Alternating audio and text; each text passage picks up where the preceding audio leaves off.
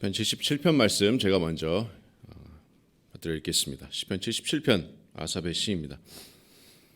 내가 내 음성으로 하나님께 부르짖으리니 내 음성으로 하나님께 부르짖으면 내게 귀를 기울이시리로다.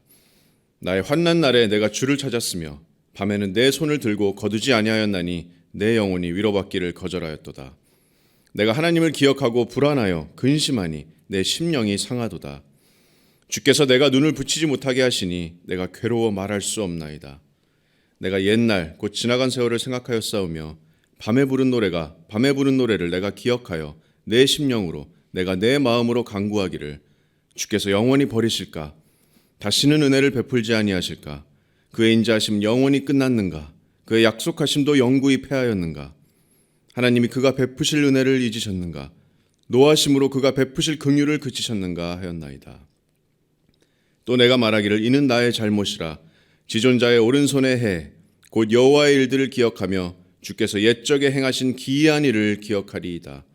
또 주의 모든 일을 작은 소리로 읊조리며 주의 행사를 낮은 소리로 되뇌이리이다. 하나님이여 주의 도는 극히 거룩하시오니 하나님과 같이 위대하신 신이 누구오니이까. 주는 기이한 일을 행하신 하나님이시라. 민족들 중에 주의 능력을 알리시고 주의 팔로 주의 백성 곧 야곱과 요셉의 자손을 속량하셨나이다. 하나님이여 물들이 주를 보았나이다. 물들이 주를 보고 두려워하며 깊음도 진동하였고 구름이 물을 쏟고 궁창이 소리를 내며 주의 화살도 날아갔나이다. 회오리 바람 중에 주의 우레소리가 있으며 번개가 세계를 비추며 땅이 흔들리고 움직였나이다. 주의 길이 바다에 있었고 주의 곧은 길이 큰 물에 있었으나 주의 발자취를 알 수 없었나이다.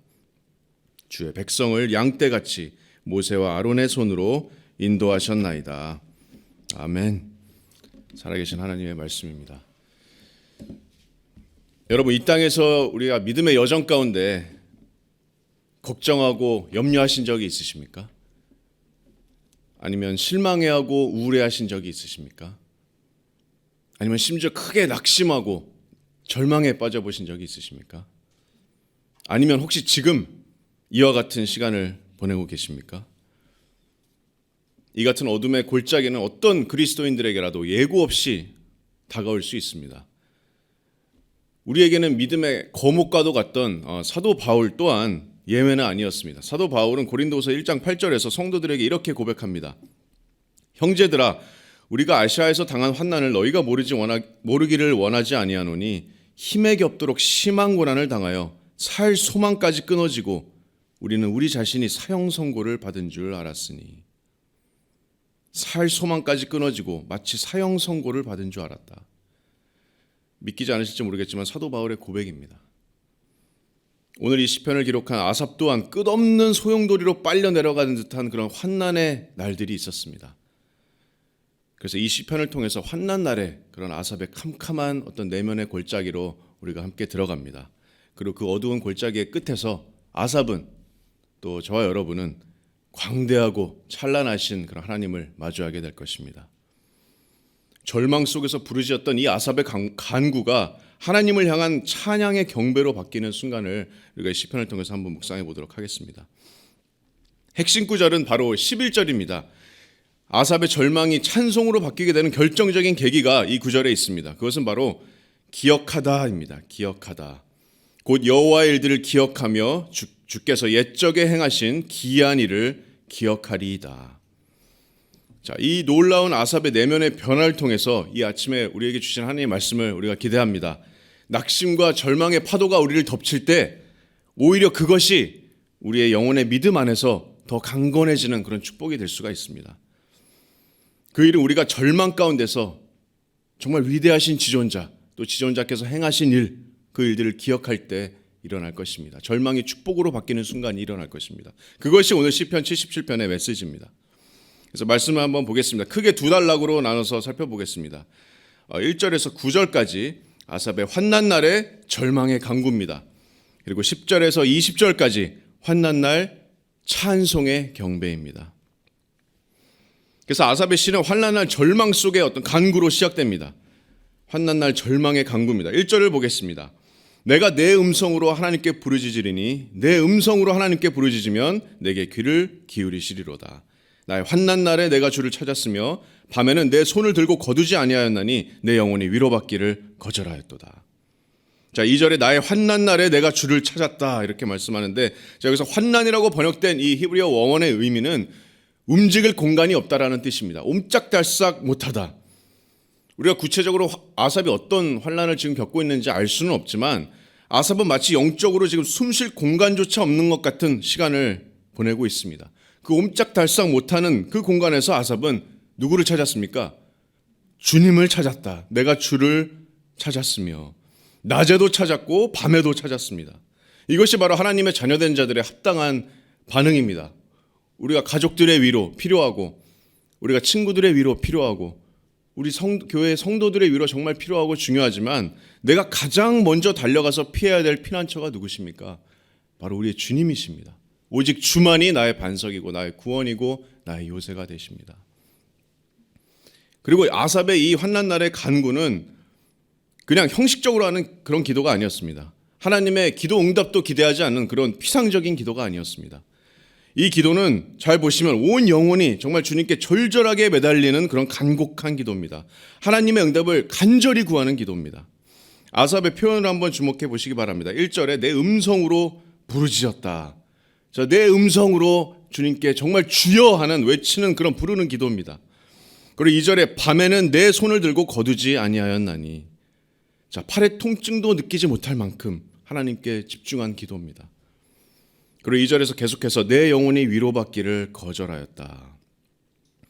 이 말씀은 하나님의 위로를 어떤 거부하는 어떤 아삽의 불신앙적인 태도를 의미하는 것이 아니라 어떤 피상적인 위로를 거부했다는 뜻입니다. 단지 어느 정도 마음만 진정되면 그런 해결될 상태가 아니었습니다.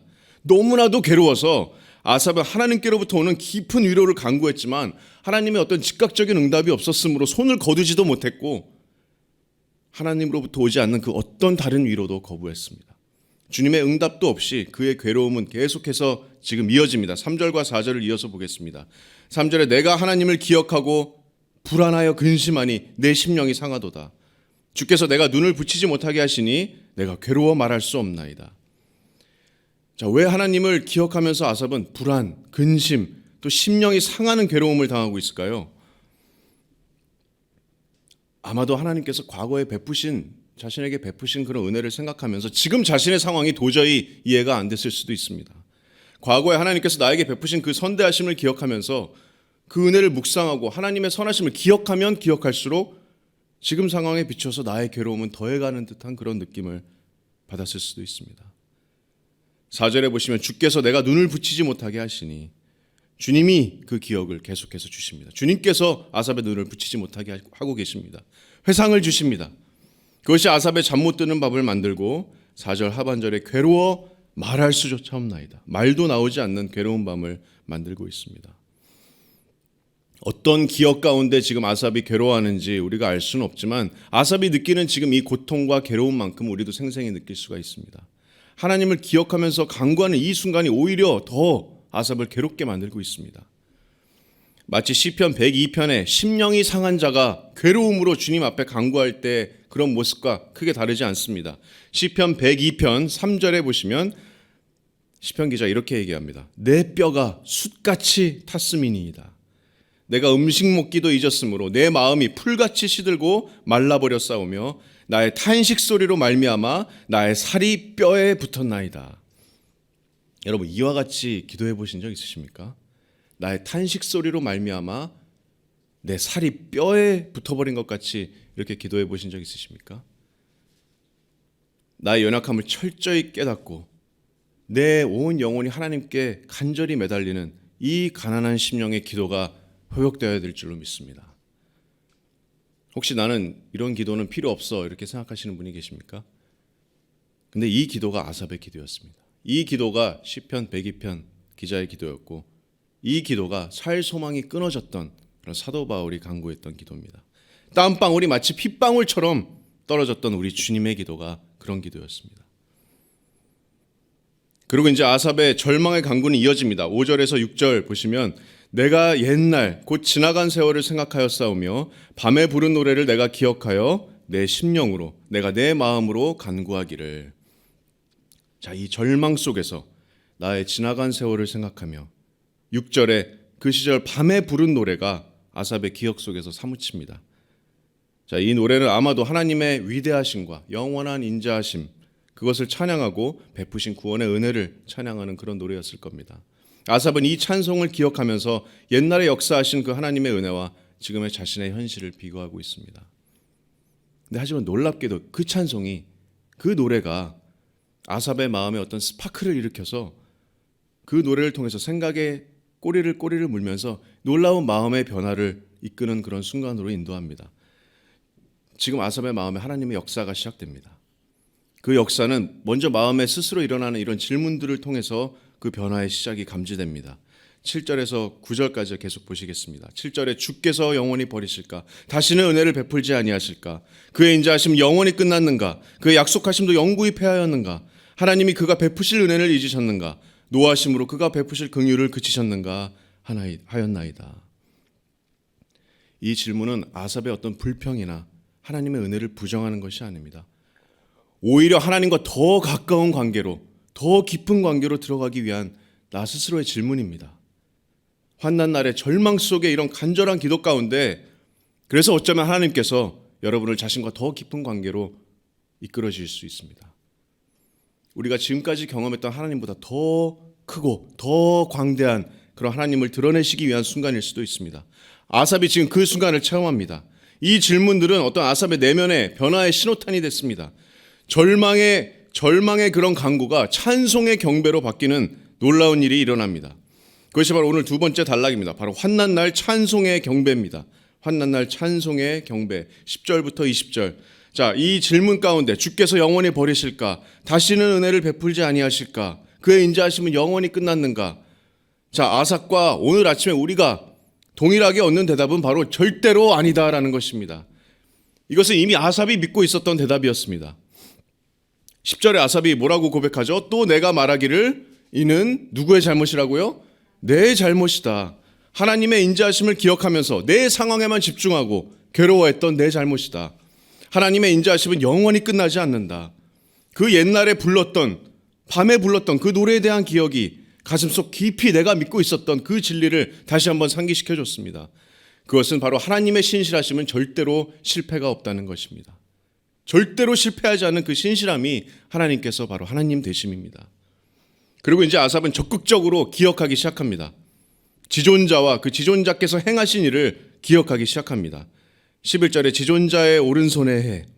여기서 이제 해는 여러 연수를 얘기하는데 곧 여호와의 11절에 여호와의 일들을 기억하며 주께서 옛적에 행하신 기이한 일을 기억하리이다. 또 주의 모든 일을 작은 소리로 읊조리며 주의 행사를 낮은 소리로 되뇌이리이다. 자, 기억하며 기억하리이다. 자, 이 기억이 어떤 아삽의 터닝 포인트가 됩니다. 자, 11절에 기억하다와 또 3절에 기억하다를 한번 비교해 보겠습니다. 왜냐하면 이 두 기억의 결과가 다르기 때문입니다. 3절에서 아삽은 내가 하나님을 기억하는데 불안하여 근심하니 내 심령이 상하도다. 이렇게 고백했는데 이때 아삽의 기억은 심령의 괴로움을 더하는 기억이었습니다. 그렇죠? 아마도 자기 연민에 빠져서 하나님께서 주셨던 자신의 좋은 날을 기억하면서 자신의 처지를 비관했을지도 모릅니다.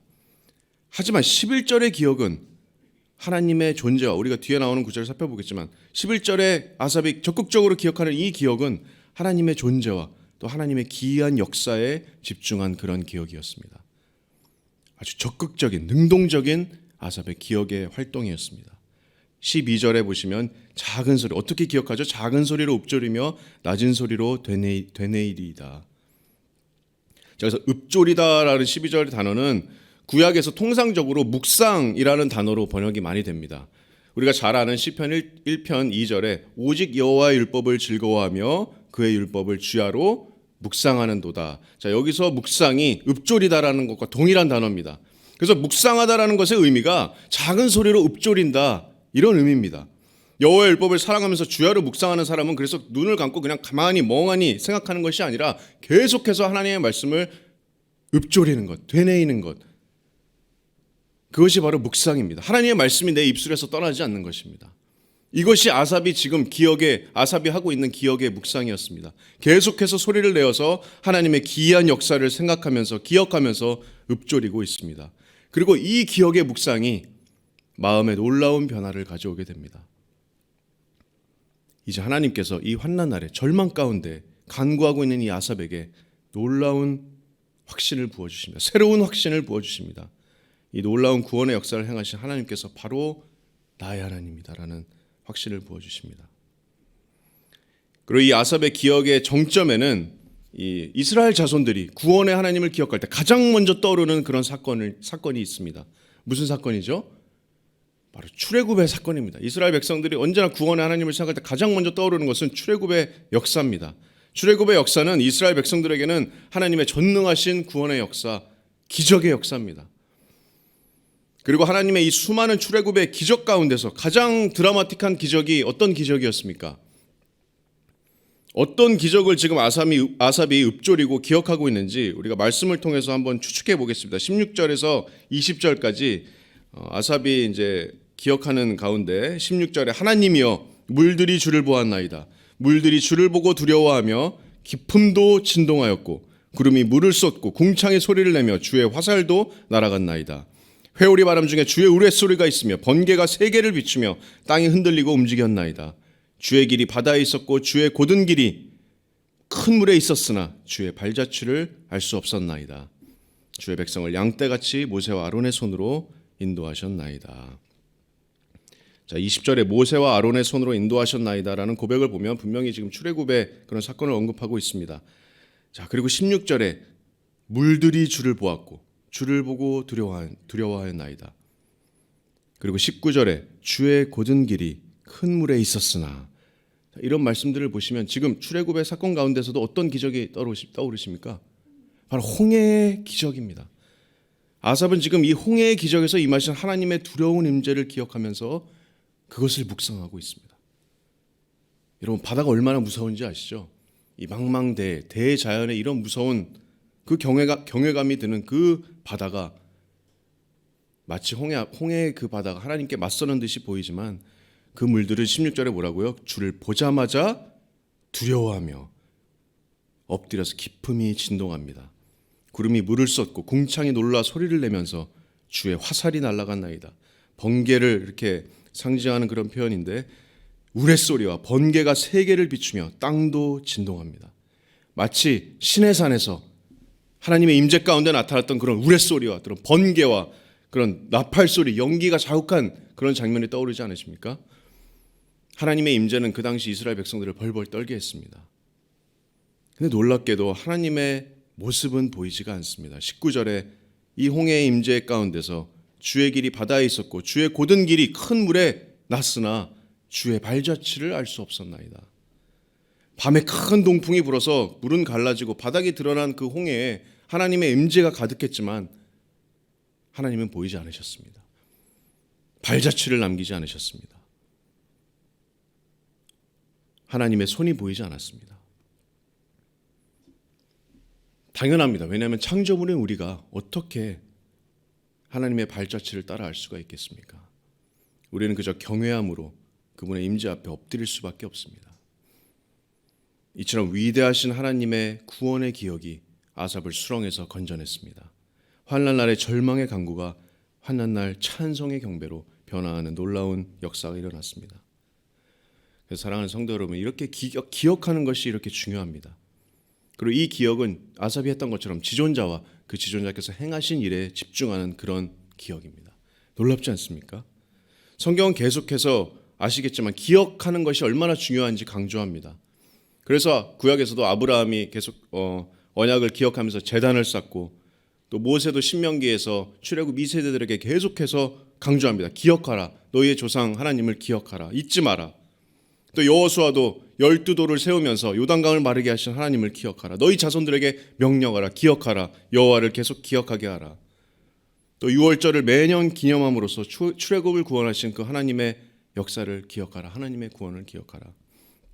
기억해야 됩니다. 읊조리고 계속해서 되뇌어야 합니다.